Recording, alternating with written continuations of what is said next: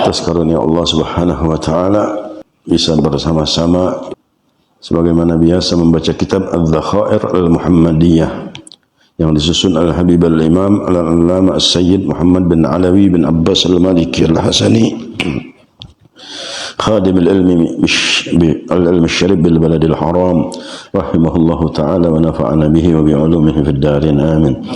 لأن قال الحبيب الإمام محمد بن علي المالكي الحسني min alamatin nubuwah, dari tanda-tanda kenabian Nabi kita Muhammad sallallahu alaihi wasallam.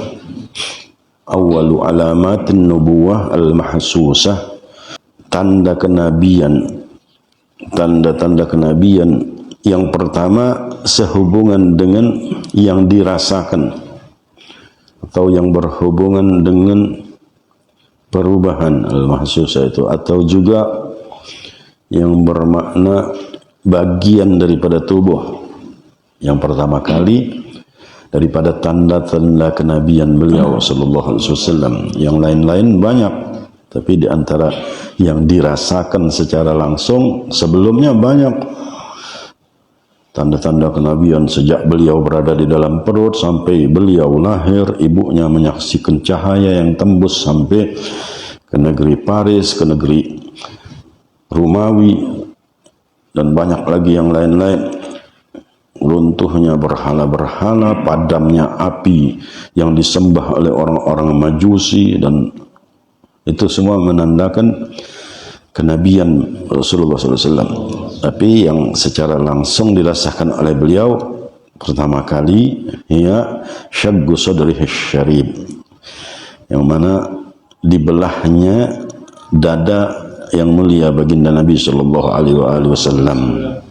Kenapa dibelah dadanya beliau sallallahu alaihi wasallam seperti orang yang operasi?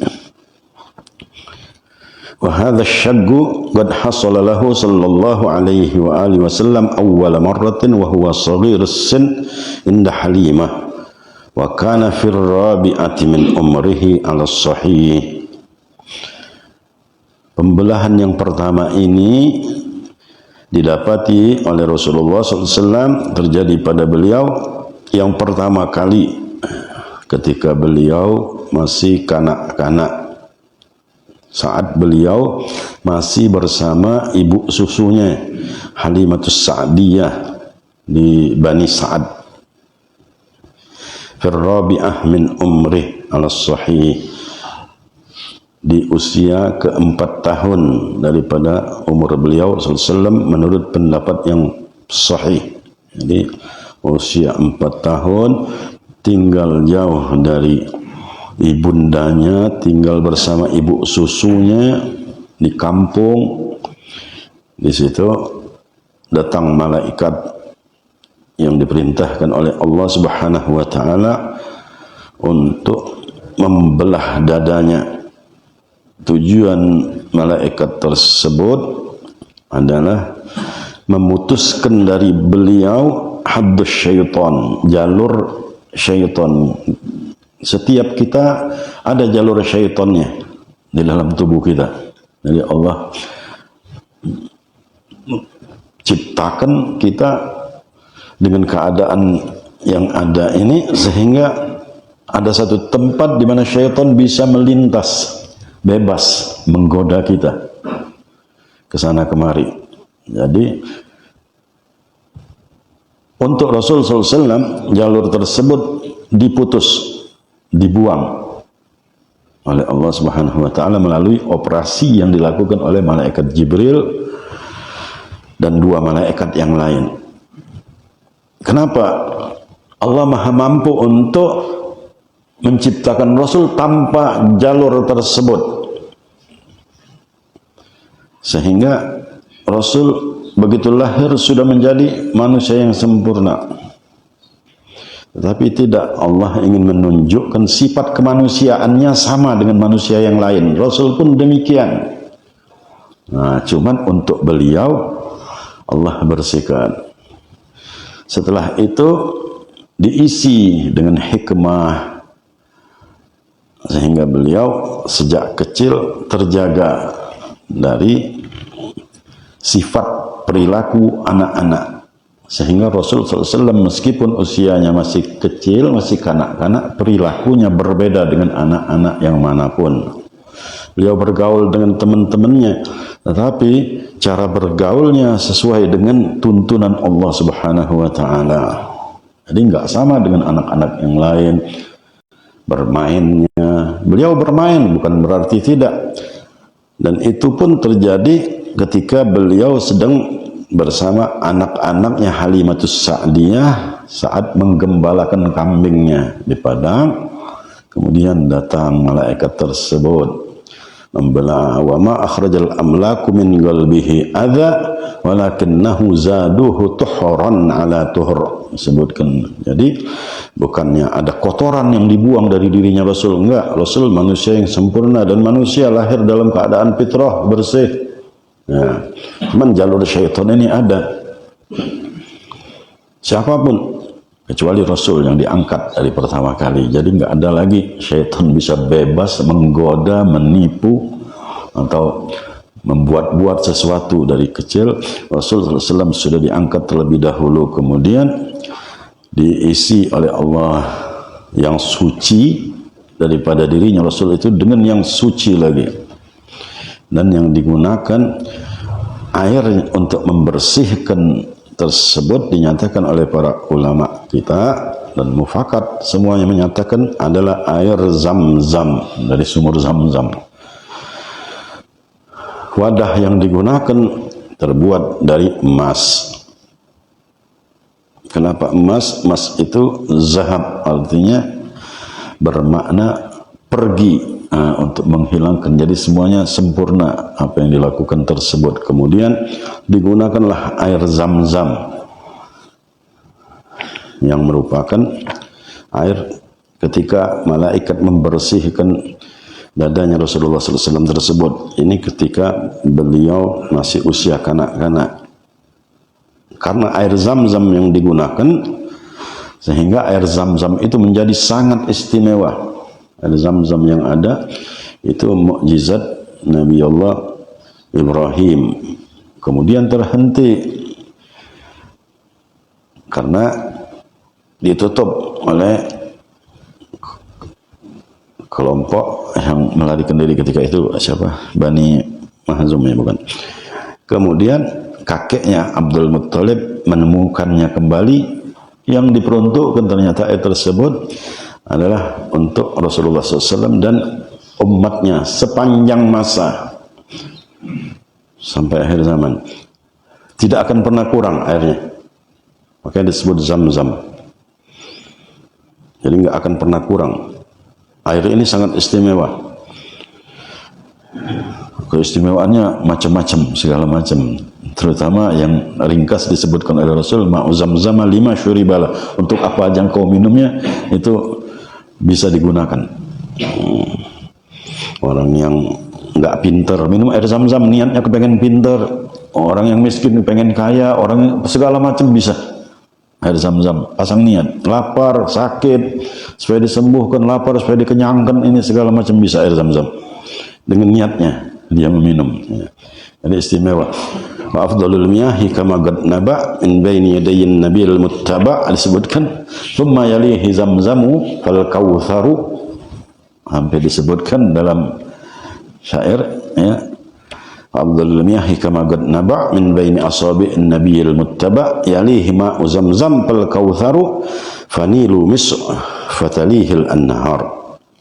Air yang paling utama dari semua air yang ada adalah air yang mengucur dari jari jemarinya Rasulullah SAW. Itu mukjizat. Itu cuma didapat oleh para sahabat-sahabat beliau saja.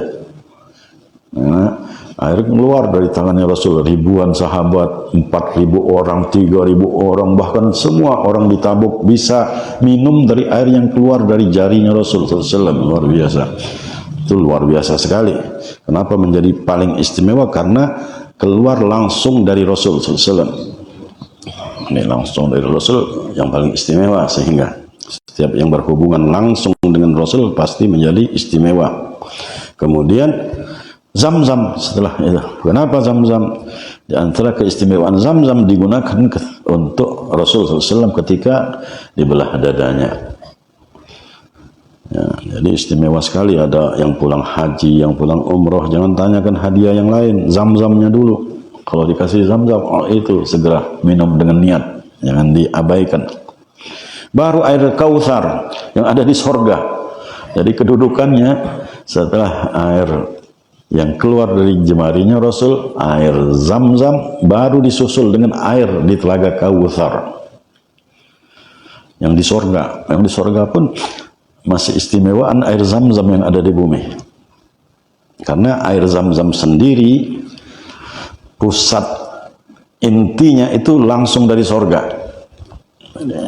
maka dia air sorga berarti. Kemudian baru air dari sungai yang berada di negeri Mesir, sungai Nil. Sungai Nil di Mesir. Kenapa?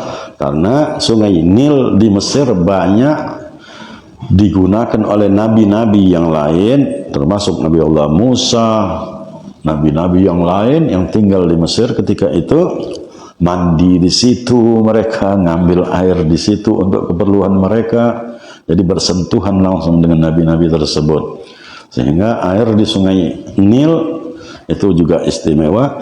Baru setelah itu sungai-sungai yang berada di seluruh dunia sama. Jadi setelah susunannya semua sungai, yang sungai Ciliwung, yang sini, nah itu tinggal kadarnya aja. Kalau bersih sungainya, kalau sungainya kotor ya jangan. Makanya airnya suci dan mensucikan kalau dia memenuhi syaratnya.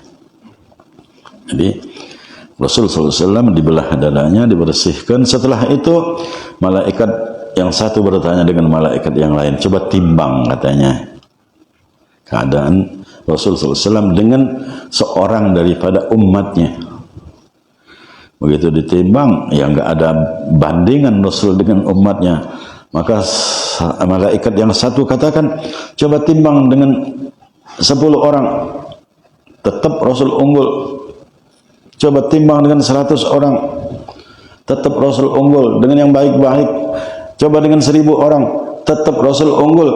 Sampai malaikat Jibril di situ berkata, meskipun ditimbang dengan semua umat, semua makhluk Allah Subhanahu wa taala, tidak akan mungkin yang bisa menyamai apalagi mengungguli keunggulan Rasulullah SAW. Beliau adalah makhluk yang paling unggul. Di situ sampai malaikat Jibril berkata, "Ghalabtu masyarikil ard wa masyarikil ard." Aku putar-putar bolak-balik dari timur ke barat, dari barat ke timur, walam ajid rajulun afdalu min Muhammad. Aku enggak temui ada seorang pun yang lebih utama dari Nabi Muhammad, hanya beliau saja. Jadi Allah berkehendak untuk membelah dadanya, melakukan operasi. Allah maha mampu, begitu lahir sudah nggak perlu lagi, jalur setan sudah nggak ada, hikmah segala macam sudah. Tetapi enggak, Allah ingin menunjukkan bahwa perlu diisi. Kita juga kalau nggak belajar, kita nggak dapat ilmu. Sejak kecil sudah ditanamkan sifat-sifat yang baik. Jalur syaitan ini bagaimana caranya supaya kita lawan, dan kita diajarkan oleh Rasulullah SAW. Kalau beliau juga mengajarkan ke kita di saat tersebut jalur syaitannya beliau masih ada, beliau masih bisa tergoda oleh syaitan, maka tidak sempurna bisa jadi ajaran beliau. Tetapi beliaunya sendiri sudah betul-betul steril. Bahkan beliau pun berkata dalam salah satu hadis, lihat syaitan, ada juga syaitan yang ikut dengan aku, lakinnahu aslama bi, akan tetapi syaitan itu Islam, kata Rasulullah SAW. Jadi ada syaitan, syaitan satu Islam karena ikut Nabi Muhammad. Sampai berhubungan dengan Nabi Muhammad pasti istimewa. Kemudian wa ammal marra ats-tsaniyah, jadi pembelahan dada ini enggak satu kali. Yang kedua kali, faqad syugga sadrahu syarif sallallahu alaihi wa alihi wasallam wa huwa ibnu 10 sinin. dibelah lagi dadanya Rasulullah SAW ketika beliau berusia 10 tahun. Ini yang paling sahih disebutkan ketika beliau 10 tahun. Ada yang mengatakan 20 tahun, tetapi lebih kuat riwayat mengatakan ketika beliau berusia 10 tahun. Di situ diisi lagi hikmah, ditanamkan kekuatan pada diri Rasul, sehingga beliau tumbuh di usia 10 tahun adalah usia seorang lelaki terutama, atau perempuan juga, tetapi lelaki lebih lagi saat menjelang datangnya usia baligh. Di situ akan terjadi perubahan-perubahan pikiran, timbul syahwat yang sulit dikendalikan oleh, atau pergaulan yang mulai meluas, yang mulai cenderung untuk mengikuti pengaruh teman-teman, lingkungan. Nah, di saat tersebut Allah berkeinginan kepada nabinya sallallahu alaihi wasallam supaya beliau tidak tercemar oleh keadaan yang umum tersebut. Ketika memasuki usia, waktu demi waktu beliau terus dalam keadaan yang istiqamah, yang lurus, sampai Allah Subhanahu wa taala bersumpah dengan umurnya beliau. Kalau bukan dengan Rasul, umur siapa yang bisa dia kendalikan betul sejak usia kanak sampai dia meninggal? Karena dia memasuki fase-fase yang terjadi perubahan karakternya, syahwatnya. Tetapi untuk Rasul SAW sampai Allah berfirman, la umruka innahum lafi sakratihim ya'mahun. La umruka, demi umurmu. Allah berani nyatakan sepanjang umurnya Rasul tidak ada cacat sama sekali. Artinya sepanjang hidup beliau, satu hembusan nafas beliau pun semuanya kebaikan dan kebenaran di sisi Allah Subhanahu wa taala. Beliau tumbuh karena sudah diisi lagi pada pembelahan dada yang kedua. Jadi beliau enggak tercemar. Kita lihat semua orang yang tadinya baik, rajin, ikut pengajian anak-anak waktu kecil, begitu masuk usia 10 tahun, 12 tahun mulai ngilang-ngilang dia. Pulang maghrib aja enggak ini. Rasulullah SAW enggak tercemar oleh keadaan seperti itu karena Allah pilihkan di usia. Dan ini rata-rata pertumbuhan, mulai pikirannya nerawangkan hal-hal yang berhubungan dengan syahwat, pergaulannya, segala macam. Rasulullah SAW tidak tergoda oleh hal yang seperti itu. Kenapa Allah lakukan? Allah maha mampu untuk menjaga beliau. Tapi Allah ingin membedakan beliau dengan kita semua. Karena beliau pun hakikatnya juga manusia. Innama ana basyarun mithlukum. Aku manusia seperti kalian. Akan tetapi jangan sampai kita berani berkata, oh sama saja dia juga manusia. Enggak. Karena kita ya seperti ini keadaannya. Beliau dijaga, diistimewakan oleh Allah. Dan beliau pun disebutkan yuha, dapatkan wahyu dari Allah. Dan semua kehidupan beliau berdasarkan wahyu. Ma yantiku anil hawa in huwa illa wahyun yuha. Sallu ala nabi sallallahu. Ini enggak sama. Ada orang katakan kan sama aja manusia. Memang Allah ciptakan dia manusia, bukan malaikat. Kalau malaikat ya sudah enggak ada jalur syaitan itu. Tapi enggak, kalau malaikat yang dijadikan Allah sebagai utusan, kita repot mau ngikutin cara malaikat. Malaikat enggak makan, kita butuh makan. Malaikat enggak mikirin duit, kita gimana? Enggak, Allah pilihkan juga manusia. Tetapi manusia ini lakal basyar, enggak sama dengan manusia yang lain. Basyarun, dia manusia, tapi bukan seperti manusia pada umumnya. Karena sejak awal masa yang paling azali Allah sudah tetapkan beliau seperti ini dengan segala keistimewaannya. Dan dijadikan di bumi supaya kita tahu begitu kejadiannya. Amal marrah Ats-tsalitsah faqad syugga sadruhu syarif inda maji'i Jibril bil wahyi hina nabi. Yang ketiga kali dibelah lagi dadanya Rasulullah SAW ketika datangnya malaikat Jibril saat membawa wahyu Allah yang pertama. Jadi sebelum dibacakan Al-Quran, Iqra, itu Rasulullah SAW telah disiapkan terlebih dahulu, dibelah dadanya, karena Al-Quran Allah turunkan ke dalam hatinya Rasulullah SAW, bukan dalam bentuk tulisan yang bisa dibaca, karena Rasulullah SAW tidak membaca dan tidak menulis. Tetapi tidak membaca dan tidak menulis itu merupakan keistimewaan khusus untuk Rasul. Kalau ada orang nggak bisa baca, nggak bisa tulis, bodoh. Tapi kalau itu pada Rasul justru merupakan keistimewaan. Orang nggak pernah belajar, orang nggak pernah ini, tetapi ilmunya seluruh alam semesta.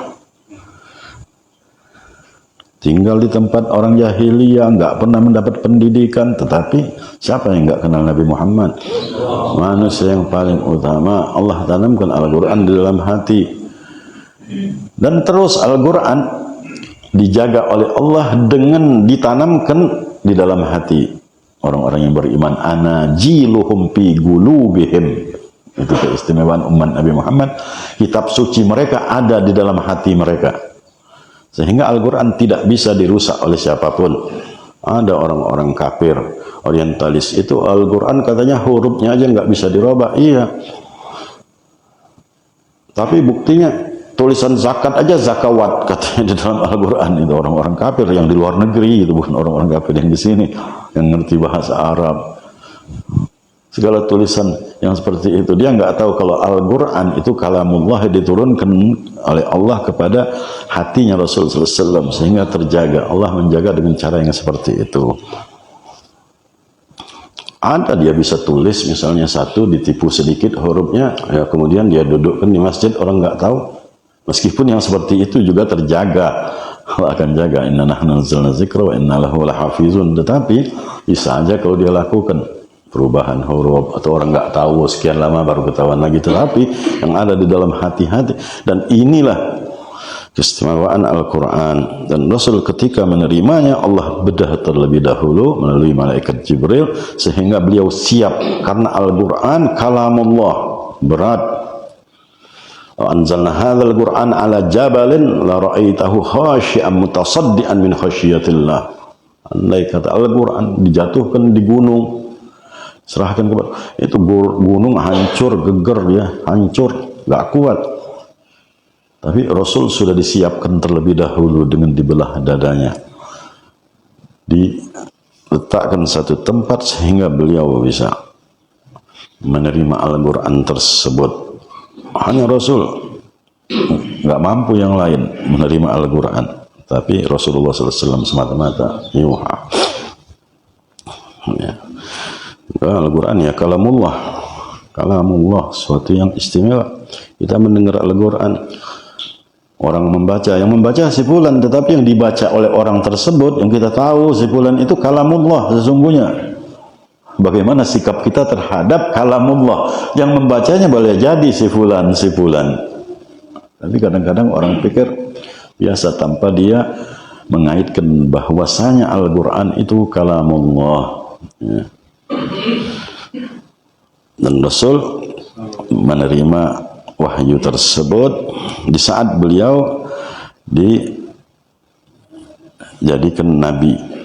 Ya, Nabi itu artinya ketika beliau sudah diperkenankan untuk menyampaikan risalah langsung, karena beliau sendiri sudah dinyatakan sebagai nabi, bahkan Rasul itu sebelum beliau hadir. Jadi awal sudah Allah nyatakan beliau sebagai nabi. Semua nabi yang diutus oleh Allah dibuat janji apabila berjumpa beriman kepadanya. Wa idz akhadallahu mitsaqan nabiyyina, nabi-nabi Allah ambil janji Ama ataitukum min kitabin wa hikmatin, Allah berikan kepada kalian hikmah dan kitab. Thumma ja'akum, kemudian datang kepada kalian rasulun, Allah enggak nyatakan nabi lagi. Wa il akhadallahu mitsaqan nabiyyina, Allah ambil janji dengan nabi-nabi. Thumma ja'akum rasulun, kemudian datang rasul, seakan-akan rasul itu Rasulullah, utusan untuk para nabi. Jadi menunjukkan magomnya beliau. Thumma ja'akum rasulun la tu'minun nabihi, sungguh kalian ini rasul untuk kalian. Ayuhan nabi, ayuhan nabiyyin, la tu'minun nabihi wa la tansurunna, kalian bela dia. Beliau sudah nabi terlebih dahulu. Kuntu nabiyan wa adamu munjadilun bainat tin wal ma. Aku sudah jadi nabi, kata Rasul. Ketika itu Nabi Allah Adam masih antara tanah dengan air, belum ada apa-apa, artinya Nabi Allah Adam. Jadi, tetapi di usia 40 tahun datang wahyu untuk beliau sallallahu alaihi wasallam, dan di situ beliau langsung diutus sebagai seorang nabi tadi untuk menyampaikan risalah dari Allah Subhanahu wa taala. Untuk menyambut beban ini pun maka Rasulullah SAW disiapkan terlebih dahulu lagi oleh Allah. Orang yang mau datang, mau melakukan satu kegiatan, aktivitas, orang tersebut tentunya perlu dipersiapkan terlebih dahulu. Ya, ditatar terlebih dahulu di ini, dan Allah menyiapkan Rasulnya sehingga menjadi utusan yang sempurna. Ya. Ammal marra ar-rabi'ah, adapun yang keempat kalinya, jadi terjadi berulang-ulang. Ya. Jadi fase demi fase itu semua sesuai dengan kehendaknya Allah. Allah Maha Mampu, tetapi Allah pun mengajarkan kepada kita di fase-fase tersebut, di usia-usia tersebut, ada masa-masa perubahan terjadi pada kalian. Kita enggak stabil, makanya perlu terus zikir kepada Allah, terus ingat kepada Allah, terus mengikuti bimbingan sepanjang masa supaya fase tersebut tidak rusak kita. Kalau kita seperti anak-anak kebanyakan rajin belajar, wah pokoknya mereka tumbuh, sudah mulai roba lagi, nanti datang lagi masanya, jadi masanya berubah-ubah. Nah, gimana supaya istiqomah? Makanya istiqomah itu hebat banget ya. Apalagi mau menghadapi hal-hal yang berat, yang besar seperti yang dialami oleh Rasulullah SAW, sangat besar. Amal marrah ar-rabi'ah, adapun pembelahan dada yang keempat kali, ini terjadi sampai 4 kali, itu terjadi pada fahiya lailatul isra kama warada fis sahihain, yang terjadi pada malam Isra dan Mi'rajnya Rasulullah SAW.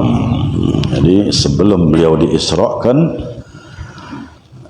maka beliau pun dibelah terlebih dahulu dadanya, ditambah lagi kebersihannya, tambah suci lagi, tambah sempurna lagi, karena di malam tersebut beliau akan mendapati hal yang lebih berat, lebih istimewa lagi, lebih hebat, sampai berjumpa dengan Allah Subhanahu wa taala. Seperti kita mau sholat nggak pakai wudu, nggak bakalan tenang sholatnya. Walaupun kita memang sholatnya kurang tenang, tapi nggak pakai wudu sudah tambah kacau lagi.